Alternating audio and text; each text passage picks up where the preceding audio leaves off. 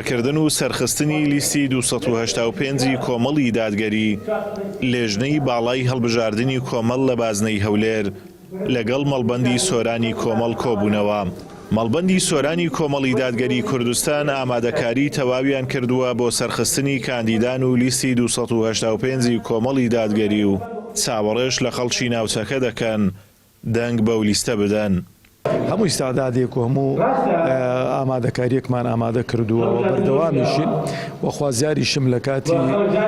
چوونە سەر سندوقەکانی دەنگدان ئەو خەڵکە وەفادار بێتن لەگەڵ ئەو هەموو خزمەت و ئەو هەموو لێبڕان و ئەو هەموو هاوکاریەی کە مەڵبەندی سۆران کردوێتی بە خەڵکی کەم دەرامەت و خەڵکی فەقیر و هەژار و بە تایبەتیش لە هەموو کێشە و مشکلە و مەعاناتی و خەڵکەدا بەشدار بووین و خوازیارم لە 11 پاداشت و کۆمەڵ بدەنەوە و دەنگەکانیان بۆ کۆمەڵ بدەن. کاندیدانی کۆمەڵ داوا دەکەن هاوڵاتیان بەشداری هەڵبژاردن بکەن و دەنگ بە لیستی کۆمەڵ بدەن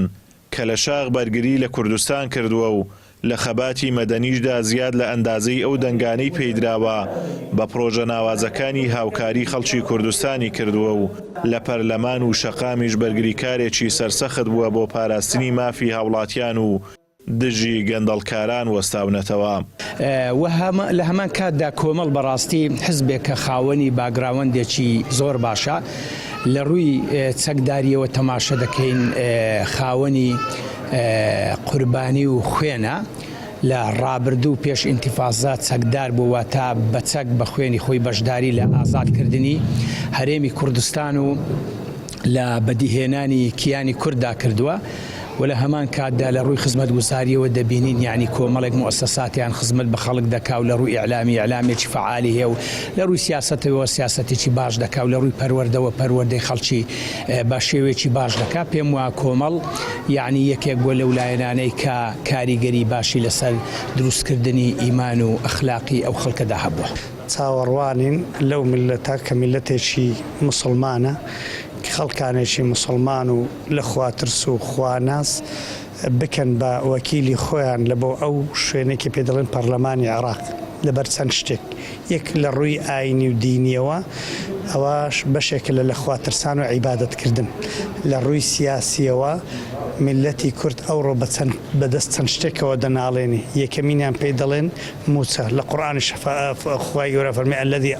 ئەطعمهم من جوع وآمنهم من خوف. خەڵک نانی دەوێ خەڵک ئەمنیەتی دەوێ بەس ئەمنیەتەکە لە پێناو خوان نەبی لە پێناو ملەتی بی یعنی موچە یەکێکە لە شتە هەرە ڕئیسی و شتە سادەکە حقوقی سادەی ئەو ملەتەی کە نە لە بەغدان پێوەردەگیرێ نە بە خۆشی دەدەن. هەڵبژاردننی ئەنجومەنی نوێنەرانی عێراق هەڵبژاردنێکی چارەنووسسازە و پێویستە هاوڵاتیانی کوردستان بە گەرمی بەشداری بکەن و بە دەنگەکانیان دەسەڵاتدارانی ئێستای هەرێم سزا بدەن کە هۆکار بوونە بۆ فەوتانی موچەی موچەخۆرانی هەرێم و دابین نەکردنی خزمەتگوزاری شایستە.